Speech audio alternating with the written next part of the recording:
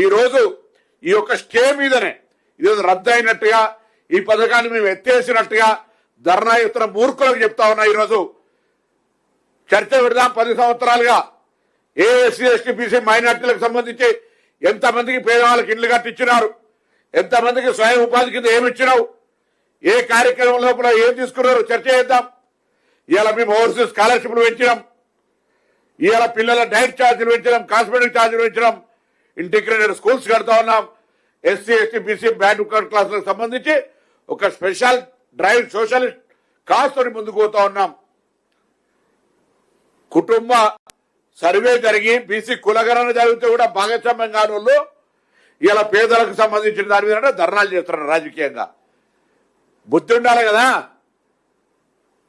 కనీసం జ్ఞానం ఉండాలి కదా. ఇది కనీసం ఒక కోర్టు స్టే వచ్చింది, దీంతో ఇబ్బంది ఉన్నది, న్యాయస్థానంలో 4 వారాల్లో తొలగిపోతుంది, దీని మీద రాజకీయం చేసిన అనవసరము, మనమే తలకాయ బొట్టి కట్టుకున్నట్టు అవుతుంది అనేటువంటి మినిమం కామన్ సెన్స్ లేకపోతే పిలిపించిన కార్యనిర్వాహక అధ్యక్షుడు కేటీఆర్ గారు అడుగుతా ఉన్నా, ఒకవేళ మా ప్రభుత్వానికి దురుద్దేశం ఉంది అనుకుంటే నీ పార్టీ తరఫున ఇందులో ఎందుకు ఇంటర్ఫేర్ అయ్యి ఇది కొనసాగాలని ఎందుకు ఆర్గ్యుమెంట్ చేయాలని అడుగుతా ఉన్నా. ఇలా ఒకవేళ నా ప్రభుత్వానికి దురుద్దేశం ఉందని ఏదైతే ఆరోపణ చేస్తా ఉన్నావు, నేను చెప్తా ఉన్నా మళ్ళీ కూడా ఈరోజు నా ప్రభుత్వానికి దురుద్దేశం లేదు. కళ్యాణ లక్ష్మి షాదీ ముబారక్ యథావిధిగా కొనసాగుతాయి. ఒక చిన్న స్టే మీద ఆగిందని న్యాయపరంగా పరిష్కరించుకుంటాం, కానీ మీరు చేస్తుంది ఏంటి అని అడుగుతా ఉన్నా. ఇలా ఒక స్టేను తీసుకొని రాజకీయంగా ఆరోపణలు చేస్తా ఉన్నారే.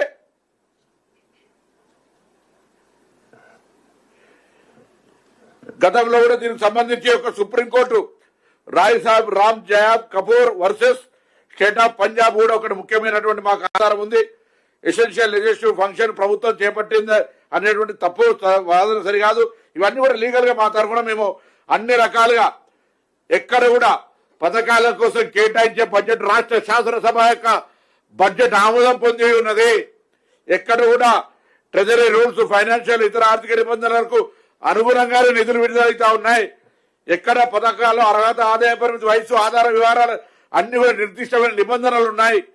ఇంత కార్యక్రమం వివాహ వయసు 18 సంవత్సరాలు ఇవన్నీ కూడా రకమైనటువంటి అన్ని విధానాల దానికి సంబంధించి ఒక ఎంఆర్ఓ ఆర్టీఓ స్థాయి అధికారుల యొక్క పర్యవేక్షణలో స్థానిక శాసనసభ్యుడి సూచనలతోటి దీనికి సంబంధించిన ఒక కార్యక్రమం జరుగుతూ ఉంటుంటే దీని మీద ఇదొక వ్యవహారం చేస్తారు.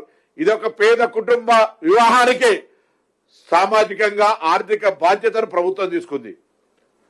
ఇంకా మేము దానికి సంబంధించి ఏ విధంగా యాడ్ వాల్యుయేషన్ చేయాలి, ఇంకేం పెంచగలుగుతాం అనేటువంటి ఆర్థిక పరిస్థితుల దృష్ట్యా ఇబ్బంది పడుతున్నాం తప్ప, లేకపోతే ఇంకా కూడా కొంత ఆర్థిక వెసులుబాటు వస్తే ఈ కళ్యాణ లక్ష్మి షాదీ ముబారక్ సహకారాన్ని ఇంకా పెంచే విధంగా మా ప్రయత్నం చేస్తాం. కానీ అవన్నీ ఏం లేకుండా ఓన్లీ రాజకీయాల కొరకు మాత్రమే మరి చేసే ప్రయత్నం చేస్తూ ఉంది. తప్పకుండా ఈరోజు మొన్న 12వ తారీఖు నాడు ఇస్తే మళ్ళీ 9వ తారీఖు వారు కూడా ఇచ్చిన మధ్యలోనే ఇంటర్ఫేర్ అయ్యి మేము రిక్వెస్ట్ స్పెషల్ పిటిషన్ వేసుకొని కూడా దీనికి సంబంధించిన స్టే వెకెట్ చేస్తాం. 9వ తారీఖు దాకా కూడా ఆగకుండా మా తరఫున గవర్నమెంట్ తరఫున కౌంటర్ అఫిడవిట్ ఇచ్చి అన్ని రకాలుగా ఎక్కడ కూడా ఇబ్బంది లేకుండా మరి గౌరవ విజయ్ గోపాల్ గారు కూడా కోరుతా ఉన్నా. ఇది కులాలకు మతాలకు సంబంధించినటువంటి ఇష్యూ కాదు. ఇది పొలిటికల్, మీరు సోషల్ వర్కరా, ఆర్టీఐ యాక్టివిస్టా, టీఆర్ఎస్ అప్లికేటెడా, నాకేం ఆధారం లేదు, నేనేం మాట్లాడతలేను. కానీ ఇది వేల కుటుంబాలకు పెళ్లి చేసి చూడనేటువంటి ప్రభుత్వ ఆర్థిక పథకం గతంలో టీఆర్ఎస్ పార్టీ చేపట్టినా మేమెన్నడూ కూడా బేసిజం కోకుండా ఇంకా మరింత ఆన్లైన్ లోపల ఒక క్లారిటీగా పేమెంట్ చేసే సందర్భం లోపల ఎక్కడ కూడా ఇబ్బంది జరగద్దని చెప్పి కోరుతా ఉన్నాం. దీని మీద హైకోర్టు మధ్యంతర ఆదేశాలు ఇచ్చింది. డివిజనల్ బెంచ్కి అప్పీల్కి వెళ్ళి ఎక్కడ కూడా న్యాయపరంగా ఇబ్బంది లేకుండా భవిష్యత్తులో కళ్యాణ లక్ష్మి షాదీ ముబారక్ ఎంతమంది పెళ్లి చేసుకుంటే అంతమంది అర్హత వాళ్ళందరికీ ఏ విధంగా అయితే మిగతా కార్యక్రమాలు ఇస్తా ఉన్నామో అన్ని కార్యక్రమాలు ఇస్తామనేటువంటి మాట మరొకసారి ఖచ్చితంగా తెలంగాణ ప్రభుత్వ పక్షాన్ని తెలియజేస్తాను. అందుకని చెప్పిన ప్రభుత్వం తరఫున న్యాయపరంగా జాప్యం జరిగిందా, అధికారుల సమాచార పరంగా జరిపిందా, దాని మీద విచారణకు ఆదేశిస్తా ఉన్నాం. ఇందుకు సంబంధించిన బాధ్యుల మీద చర్య తీసుకుంటాం. తెలుసు దానికి సంబంధించి, అందుకే నేనేమంటున్నా దానికి సంబంధించి అందుకే అవన్నీ గురించి నేను న్యాయ స్థానంలో ఉంది కాబట్టి అంత డీటెయిల్ గా నేను పోవట్లే. కానీ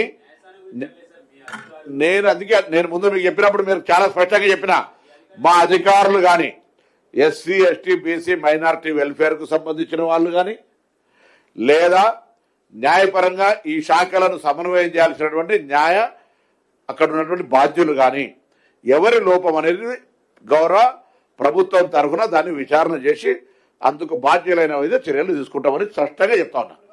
దానికి అరే నేను విచారణకు ఆదేశించాలని ఇప్పుడు నాకు ఓకేనైనా తప్పకుండా రెస్పాన్స్ బాధ్యతగా దాని మీద వ్యవహరిస్తాము. నేను ఇప్పుడు లాస్ట్